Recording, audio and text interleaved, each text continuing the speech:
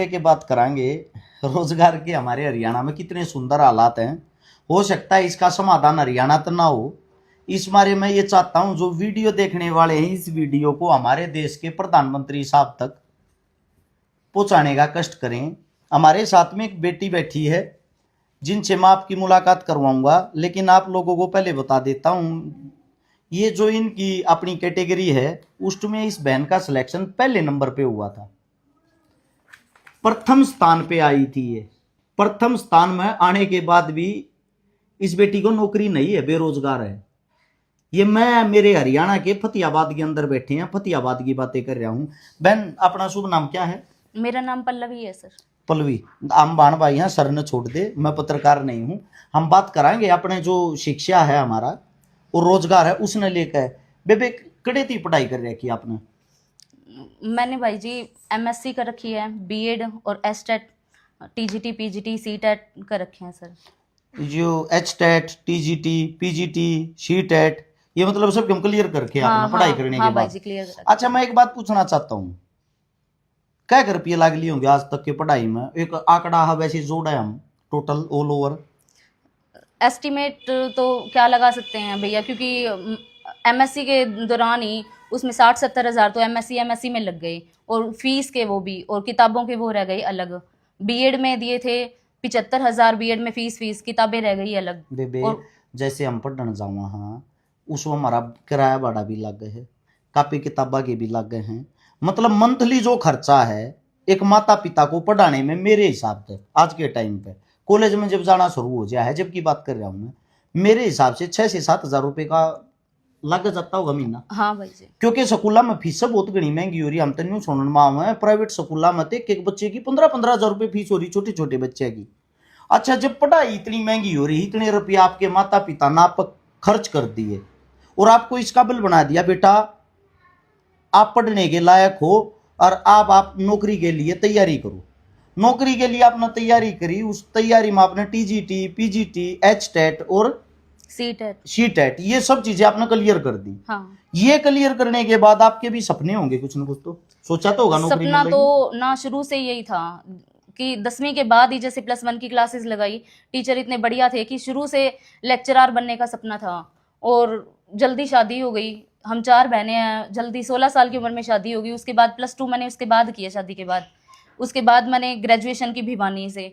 अब सास ससुर घर है नहीं, बच्चों को रखने वाला है नहीं, मेरे माता पिता ने मेरे बच्चों को संभाला, तब जाके मैं पढ़ाई कर पाई हूँ। भिवानी से फिर मुझे एमएससी करनी थी हिसार, फिर मैं अधिकतर मैं मायके में रही हूँ क्योंकि ससुराल में कोई है ही नहीं बच्चों को रखने वाला। बेटी बचाओ बेटी पढ़ाओ एक नारा है, दीवारों पे काफी अच्छा लगता है जब दीवारों पे लगा वो लिखा दिखता है ना, उसको पढ़ते हैं बड़ा अच्छा लगता है। बाहर से कोई आए ना ये लगता है वाह भाई वाह हमारी सरकार कितनी अच्छी है, बेटियों को बचा भी रही है, बेटियों को पढ़ा भी रही है। लेकिन उसी को लेके बात करते हैं बाण, जब ब्याह होया, ब्याह होने के बाद आपके बच्चे हुए और बच्चों को सास ससुर मतलब है नहीं, इसका मतलब सास ससुर है ही नहीं, मतलब छोटे छोटे थे, ये एक्सपायर हो गए थे, मृत्यु हो गई थी। जो आपके हस्बैंड हैं वो क्या करते हैं? वो गुड़गांव कंपनी में जॉब करते थे। कंपनी में अब प्राइवेट उनकी भी जॉब चली गई सर। उनकी जॉब किस मारे चली गई? प्राइवेट कंपनी है वहाँ, तो प्राइवेट का यही तो दुख होता है, इतने साल जॉब की उसके बाद हटा दिया। क्या रुपये तनख्वाह लिया रहे थे वो? लगभग 35,000 थी। 35,000 तनख्वाह लिया रहे थे। अच्छा जो आपके बच्चे हैं उनको संभालना, मतलब उसने माँ बाप, चलो आपके माँ बाप मैं तो ये कहूँगा उनके संस्कार अच्छे हैं, उन्होंने संभाल लिया।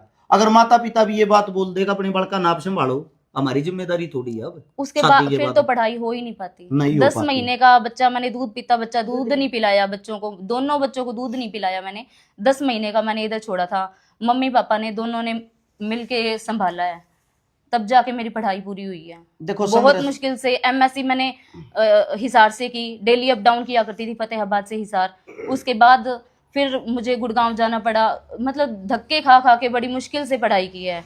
एक लेक्चरर एक सपना था वो पूरा करने के लिए, जो कि मतलब बहुत दुख होता है। 1.5 साल से हम धक्के खा रहे हैं। सीएम निवास पे हमारी इतनी बार एंट्री हो चुकी है, इतनी बार हम चले गए हैं। ये बेटी बचाओ बेटी पढ़ाओ सिर्फ दिखावे का है, सिर्फ बोलने का है, और सर बेटियां तो दुखी बैठी हैं। ये बातें स्टेप बाय करते चलेंगे। जैसे आपने कही भाई बच्चे जो हैं, बच्चे 10 महीने के बच्चे को आप छोड़ के जाती थी।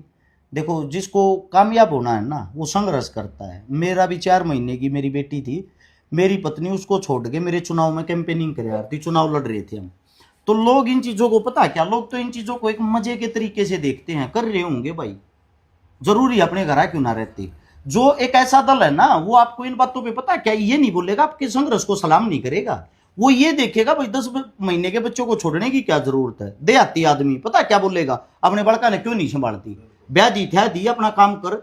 ये लोगों की छोटी मानसिकता। लेकिन आपने उन चीजों से आगे बढ़ गए, आपने अपने परिवार को भी प्राथमिकता दी, अपने बच्चों को भी दी, लेकिन उसके बाद आपने जो संघर्ष किया, जो मेहनत करी, उस पर बात करांगे। उस मेहनत में आप लोगों ने, या कौन सी भर्ती है जिसके डॉक्यूमेंट हाथ में, जिसमें आप, ये पीजीटी की है, HPSC पीजीटी 2024 में निकली थी, पीजीटी की अलग अलग सब्जेक्ट्स की वैकेंसी। एक बार देसी भाषा में ये बताओ, पीजीटी कौन से टीचर हो यार? पीजीटी 9th से लेके +2 तक के टीचर्स होते हैं, लेक्चरर जिन्हें बोला जाता है, 9वीं 10वीं 11वीं 12वीं ना पढ़ाने वाले। हाँ, कौन सा सब्जेक्ट था अपना? मैथ सब्जेक्ट था। मैथ का मेरे हिसाब से तो सबसे मुश्किल होता है। हाँ जी। मैथ के सब्जेक्ट की पल्लवी रानी जी, हमारी बहन, हमारे पास में बैठी है।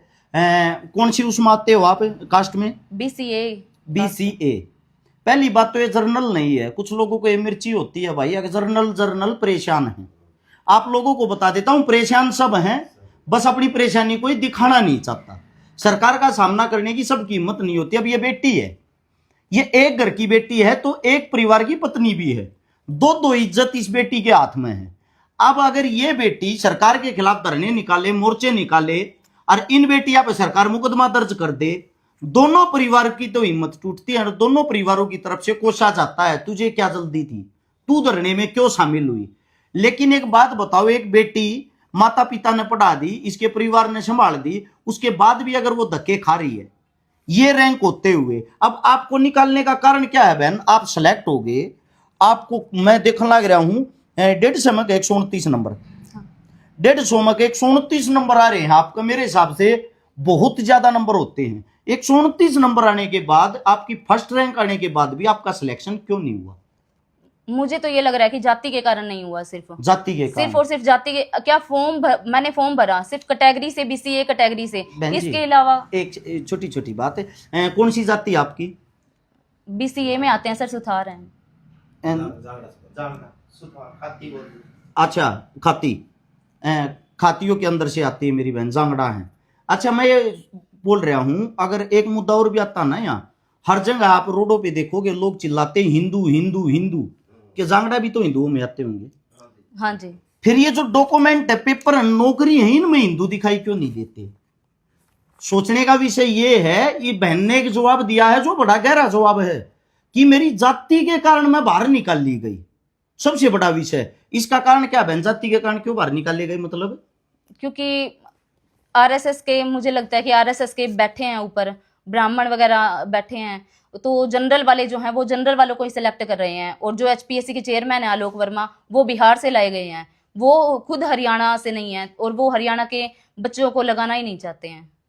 बहन का कहना ये है, अगर RSS वाले ने हर चीज पे कब्जा कर लिया है, उन चीजों को एक अपना प्राइवेट ट्रस्ट बना दिया है, जी करे उसको लगा लिया, जी करे उसको हटा दिया।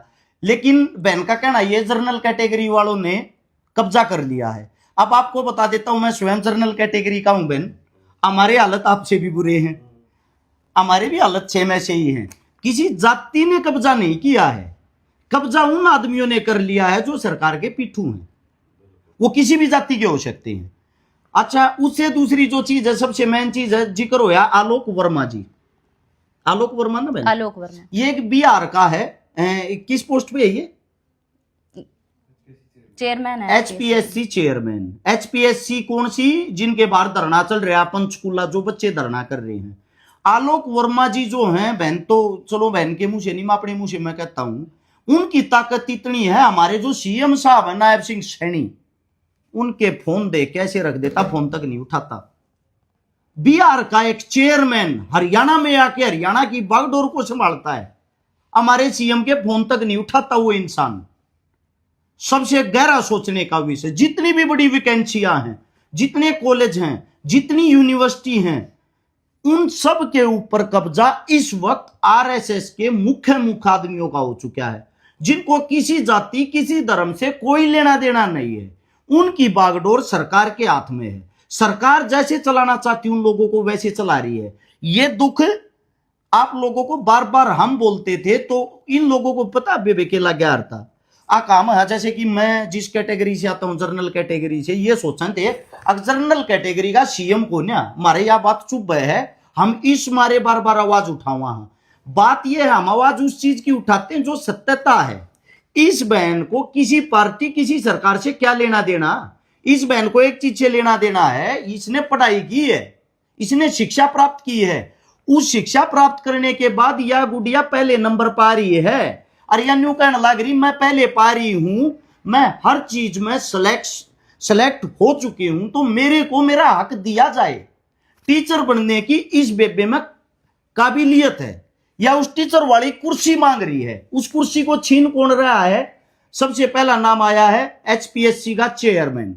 चेयरमैन किसका आदमी है? सरकार का। सरकार ने उसको लगाया है, वो इतनी ताकत में उसका जो मन करे उसको लगाता है। दूसरी बात, कुछ भाई ये सोचते होंगे बेबे अब जनसंख्या ज्यादा होने के कारण रोजगार बहुत घने हो रही है। रोजगारों की अगर बात करें, पहली वीडियो में भी आंकड़ा बताता 15,500 वैकेंसियां इस वक्त सरकारी टीचरों की जरूरत है, खाली हैं वे कुर्सियां। खाली होने के बाद भी पहले नंबर पर आने वाली ऐसी ऐसी बेटियां अपने घर पर बैठी हैं, और दीवारों पे लिखा हुआ होता है बेटी बचाओ बेटी पढ़ाओ। बेटी हम बचा रहे हैं, बेटियों को संभाल भी रहे हैं, बेटियों को पढ़ा भी रहे हैं, लेकिन बचाने के बाद पढ़ाने के बाद भी इनकी ये हत्या हो रही है। अच्छा बेबी एक बात बताइए, तेरे जो बालक है, क्या बालक है? 2 है। 2 बालक है। बर्थडे करके जिस हिसाब में जब नौकरी नहीं मिल ली, तन इतने रुपये खराब कर लिए, इतना सब कुछ खराब कर लिया, आगे चल के क्या तू अपने बड़का न पढ़ाओगी? मैं अभी नहीं पढ़ा रही सर, वो छोटे वाला है घर, मतलब घर पे उसको बिल्कुल पढ़ा ही नहीं रही मैं क्या पढ़ाऊं, जब यही पता है मुझे कि मैं खुद मैंने पढ़ के क्या कर लिया घर पे। मतलब ट्यूशन वगैरह या स्कूल अभी उसकी 2 महीने की, सिर्फ इसके लिए कि मुझे चक्कर काटने पड़ रहे हैं चंडीगढ़ के। 2 महीने से मेरा बच्चा छोटा घर पे बैठा है, मैं स्कूल नहीं भेज रही हूँ उसे, क्योंकि मुझे जाना पड़ता है। उसका गुड़गांव एडमिशन है, गुड़गांव से मुझे इधर आना पड़ा फतेहाबाद, इधर मम्मी पापा के पास छोड़ रखा है। मुझे दूसरे तीसरे दिन मुझे चंडीगढ़ के चक्कर काटने पड़ते हैं, इन मंत्रियों के आगे हाथ फैलाने पड़ते हैं, भीख मांगनी पड़ती है इनसे। एक तकलीफ की बात और बताता हूँ बहन आपको, जो मैंने खुद फील करी, मैंने देखी। जो मतलब 10वीं और 12वीं ये उसने के कहा अगर जो कर लिया रुपये देकर 10वीं 12वीं घर बैठ कर करे ओपन अंकल जी ठीक बता, ओपन तो 10वीं 12वीं कर रहे ना, जो वे मोटी मोटी घूस देकर 25-25 30-30 लाख या कहीं ना कहीं सेटिंग करके वे सीधे बड़ी बड़ी पोस्टा पर लाग जाए। 12वीं करे वो बालक, वे आपने अच्छी पोस्टा पर लाग के और वे इसी बाणा ने फिर ज्ञान देते पावे हैं। अब थोड़ा पढ़ लेती तो कामयाब हो जाती, वहां जाकर एक मनोबल और दिल नहीं दुखता कि भाई जो मतलब पढ़े लिखे आदमी हुए दर दर की आज ठोकर खा रहे हैं। आपकी जो फीलिंग है मेरे हिसाब तो उधर रेत में नहीं मिलती। जाकर इतनी पढ़ने के बाद धक्के खाने के बाद भी एक अनपढ़ नेता मंत्री के पास जाकर न्यू हाथ जोड़ने पड़े हैं, जी रोजगार दे दो, जी रोजगार दे दो। तो उस टाइम पे क्या फीला हुए दिमाग में, क्या हुआ? अब शिक्षा मंत्री हैं जो हमारे महिपाल ढांडा, उन्हें विधानसभा में बोलना तक नहीं आता है, हिंदी पढ़नी नहीं आती है, तो इनके भी एग्जाम होने चाहिए। अगर हम इस पोस्ट के लिए, जो आम जनता है वो इस पोस्ट के लिए, अगर वो इतने एग्जाम, मतलब पहले +2 करो, ग्रेजुएशन करो, पोस्ट ग्रेजुएशन करो, बीएड करो, उसके बाद एस्टेट करो, उसके बाद इनके प्री मेंस इंटरव्यू, अगर हम इतने स्टेप से निकल रहे हैं तो इनके भी एग्जाम होने चाहिए। ये 10-10 पढ़े हुए, 12-12 पढ़े हुए हमें पढ़ो लिखे को हमें समझा रहे हैं, और बहुत दुख होता है ये जाने के बाद। वो अच्छे तरह से सुनते भी नहीं है, उनको मैटर अगर बताते हैं उनको समझ में ही नहीं आता है कि क्या हम बताएं ये भाई हमें क्यों बाहर निकाला गया, उन्हें समझ में ही नहीं आ रहा, तो वो क्या समझेंगे। अच्छा बेबे एक बात और बता, जाति के कारण जैसे बाहर निकाला गया उसका रीजन के मतलब जाति सर्टिफिकेट नहीं था? जाति का सर्टिफिकेट पिछली बार 3-4 महीने पहले जब भर्ती हुई है, सेम 3 इंटरव्यू के टाइम पे इन्होंने लिए हैं, तो अब क्या हो गया, इलेक्शन के बाद इन्होंने जस्ट कैंसिल कर दिए लेने, इलेक्शन से पहले इन्होंने ले रहे थे ये। अच्छा आप तो पढ़े लिखे हो, आपको इतना भी पता होगा, आप लोगों को निकाल के फिर जो भर्ती निकाल ली गई है उन भर्ती आप ये लेना क्यों न चाह रहे हैं? ये किसी को नहीं लेना चाहते, ये जैसे ही अगले इलेक्शन आएंगे तब भर्तियां निकालेंगे, फिर एग्जाम होंगे, आधे एग्जाम जो होंगे वो इलेक्शन से पहले और रिजल्ट आएगा इलेक्शन के बाद, फिर यही सिस्टम चलता रहेगा। सरकारी स्कूल इन्होंने प्रॉपर बंद करने का वो कर रखा है कि टीचर इसमें ना हो, ना स्कूल, हमारे बच्चे जो आम जनता है वो पढ़ाई करें और बच्चे पढ़े तो इनके ऑफिसर्स जो बड़े बड़े मंत्री हैं इनके बच्चे इन्होंने भेज रखे हैं विदेशों में, और हमारे बच्चे जो हैं वो पढ़ाई ना करें। ये प्राइवेट जो स्कूल वगैरह चला रखे हैं इन्होंने, ये इन्हीं के ही हैं, और इतनी इतनी मोटी मोटी इनकी फीस होती है। सरकारी टीचर इतनी, जब वो स्टेप पार करके जब वो सरकारी स्कूल में पढ़ा रहा है तो वो टीचर ज्यादा बढ़िया होगा या प्राइवेट स्कूलों में जो 10-10, 15-15 में ये पढ़वा रहे हैं, और वो उनके टेस्ट वगैरह कुछ भी क्लियर नहीं होते हैं, फिर भी उसमें प्राइवेट में ताकि मजबूर कर देते हैं कि प्राइवेट में जाए बच्चे। पहले तो मैं मेरी बहन को सैल्यूट करना चाहूंगा। मेरी बहन ने देश के लिए आंखें खुलने वाली बातें कही हैं 2-4। सरकारी जो टीचर होता है, सरकारी टीचर यहाँ फर्स्ट रैंक आने के बाद भी धक्के खा के नौकरी मिलती है, और उन सरकारी स्कूलों को, कॉलेजों को, यूनिवर्सिटियों को बंद किया जा रहा है। जो चल रहे हैं उनके ऊपर उसी आरएसएस वालों का कब्जा है, उनके भारी भारी आदमी बैठाए जा रहे हैं जो सरकार की कठपुतली बन के कार्य करते हैं। उससे दूसरा जो मेन बात है, समझने योग्य बात है, अभी मैंने देखा बहन, हमारे शिक्षा मंत्री साहब जिनका आपने नाम लिया महिपाल डांडा जी, एक प्राइवेट हॉस्पिटल का उद्घाटन करने जा रहे थे। यानी कि इसका मतलब ये हो गया, क्या हमारा हरियाणा इसका बिल नहीं है, हमारी सरकार इसका बिल नहीं है कि सरकारी हॉस्पिटलों के उद्घाटन हम करके प्राइवेट हॉस्पिटलों को बंद करें। सरकारी स्कूलों को बंद करके प्राइवेट स्कूलों का उद्घाटन कर रहे हैं हमारे नेता मंत्री। ये धिक्कार है हमें इस चीज पे।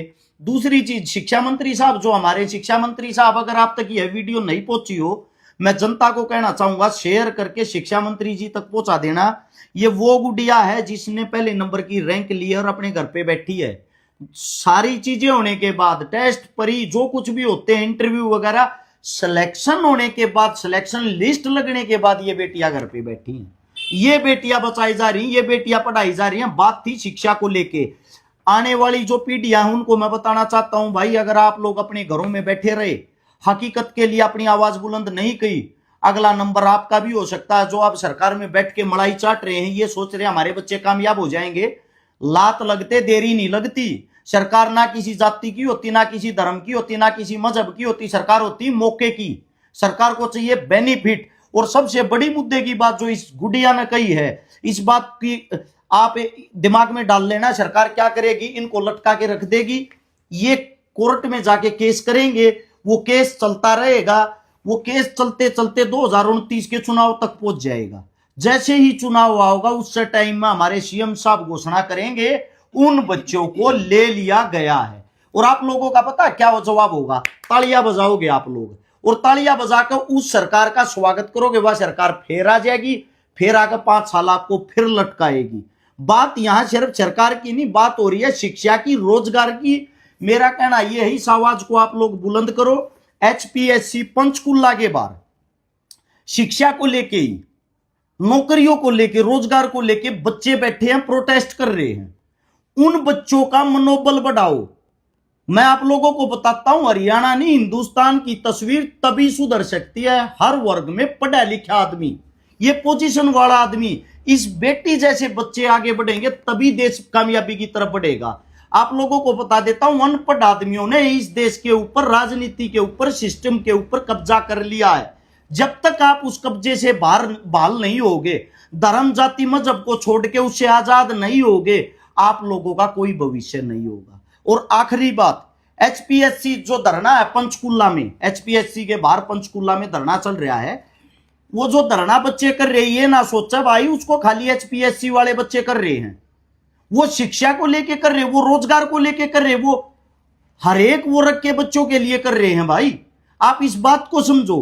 दूसरी चीज, मेन चीज, अगर कोई भाई धरने पे नहीं जा सकता, स्टूडेंट ये डरता है कि मैं आवाज उठाऊंगा मेरी जेल हो जाएगी, मेरे पे मुकदमा लग जाएगा, उन लोगों को एक ही बात कहना चाहता हूं, आपके घर हम आएंगे, आपकी वीडियो हम बनाएंगे, आपकी जो मजबूरियां सरकार तक हम पहुंचाएंगे। लेकिन एक विनती आप करना, आप अपने घर पे बैठ के ऐसी ऐसी वीडियो को सभी जगह क्षेत्र में शेयर करके कम से कम सरकार को सोशल मीडिया पे तो ये दिखा दो आप लोगों के अंदर एक ताकत है।